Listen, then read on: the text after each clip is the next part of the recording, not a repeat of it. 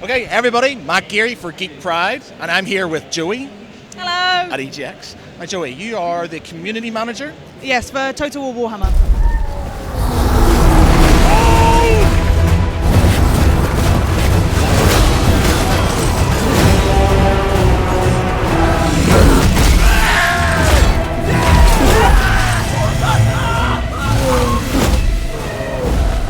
Obviously, this is the new product that's out, so what difference does it have from all the other titles? Obviously, without stating the obvious. Yes, yeah. Obviously, this is a fantasy title rather than a traditional historical title that we've done previously.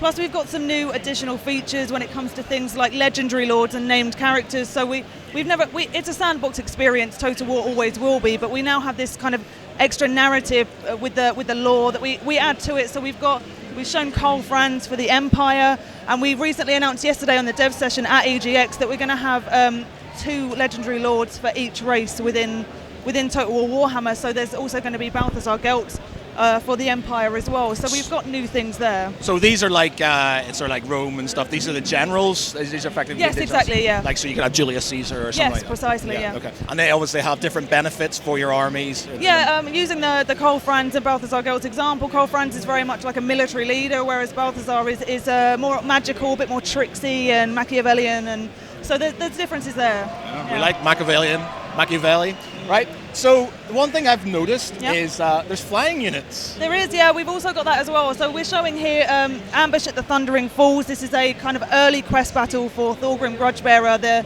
the legendary lord of the dwarfs.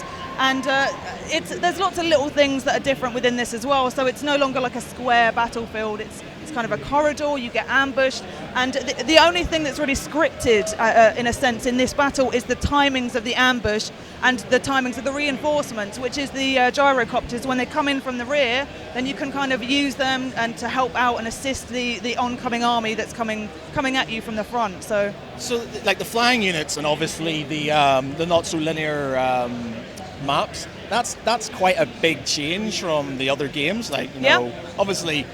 Gunpowder, when we went into sort of like Empire Total War and we went into Napoleon Total War, the gunpowder things wasn't a massive step because you had missile units in the other games. Obviously, flying units is a completely different script. Yeah, so it's completely new. Was that quite hard to sort of... I think we've got a really, really good team, and considering we work so closely with Games Workshop, and on our T-shirts that we've got here, we really respect the lore. So, I mean, there's difficulties in that it's not something that we've done before, but we've got a lot of help and assistance, and we do try and stick to it as much as possible. But there's some new things, for example, special features, because some of the characters in the Warhammer Fantasy universe, Battles universe, have a lot of special abilities, and we don't want to overload that kind of abilities bar on the left-hand bottom corner there, so we kind of cycle those into the combat animations generally, but they're weighted to be less often.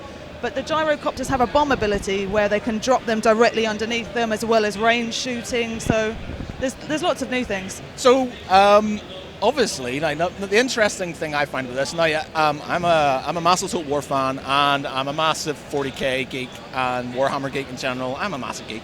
But me too, sorry.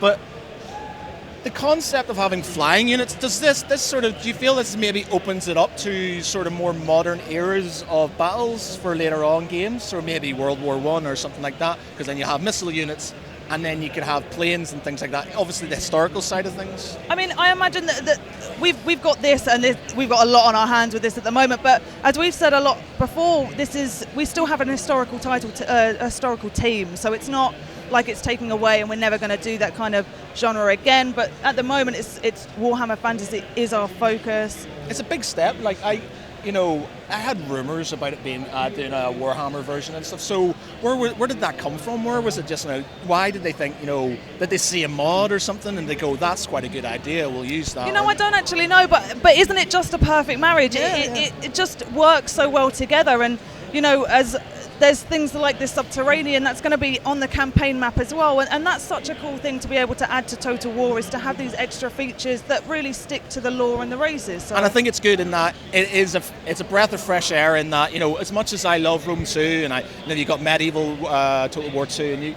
and it was like they were rehashing things they'd already done, improving on them, of course, but having a title like this, which is completely different, I think reinvigorates it completely, and then it's only good for the Total War series in general. Absolutely. And as we said, it doesn't mean an end to anything else. It's just a new kind of title and a direction that we're going in, and it's the first of a trilogy. So there's going to be installments that kind of make this massive experience.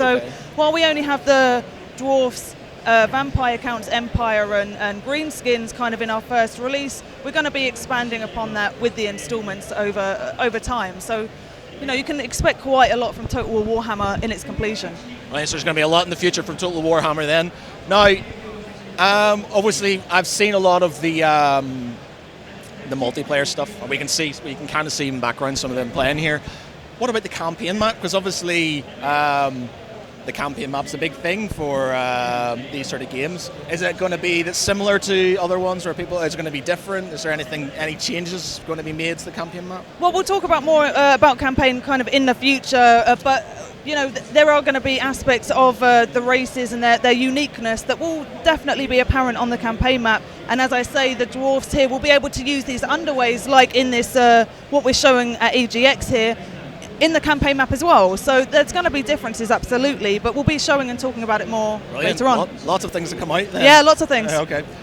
One thing about the multiplayer now, in all the games, the stacks of guys you could have was 20. Is there a stack limit in the Warhammer version? I don't actually know that, but I know from multiplayer on that side of things, what you can expect is the same level as what we've had in Attila. Okay. And Rome 2, so basically. Big battles then. It's all looking pretty big here, to be honest. So I don't think So it's all looking pretty awesome. Okay. Have you had a favourite race? You've obviously played it. So. Well, yeah, I've played. Obviously, I've had a good go at this, but I'm also a tabletop player, and that's my origin. So I was a tabletop YouTuber back in the day, and that's where I got hired and why I got hired by Creative Assembly. So what did you play when you were I played Wood Elves, and I'm really, really bad, but I love them. So what do you think about Age of Sigmar then? It's changed everything. It is very different, but I actually I think it's just such a different set of rules. It's completely separate. It's a standalone title, and it's kind of a lot of fun. They're different, more lightweight rules, and I like the idea of it. I've just not had the time to get on board with it, or had any time with it at all. I'm the same. I had an Empire army already, and then it's like, Age of Sigmar came out. Okay. I've just not had any time, but we do have, over there we've got some open tabletop area, so I'm kind of helping teach players 8th edition. We've got 500 points, and we're giving people the opportunity to get in touch with the IP and then have a look at how we've kind of made the visual representation of that here. So we're trying to link it together, and we've got a tournament on Saturday and Sunday, and the victors get to play on the iconic tabletop Blackfire Pass. I had it kind of constructed. I saw that over there. Yeah. So they'll get to play on that, and tomorrow. Amazing. On Sunday. Right. So when are we going to get a release? When's it going to be released? 2016. 2016. That's ages away. Well, you've got to wait, be patient. I don't do patience. Well. All right, 2016, early 2016, late 2016? I don't know. But we'll announce that soon anyway. But lots of things going on, lots of things to carry on. Yeah. And when it's released, more to come afterwards. Exactly. Brilliant. Joey, it's been an absolute pleasure. Thank you very much for your time. Thank you. And good luck for the rest of the day. Yeah, have a good one. Cheers, guys.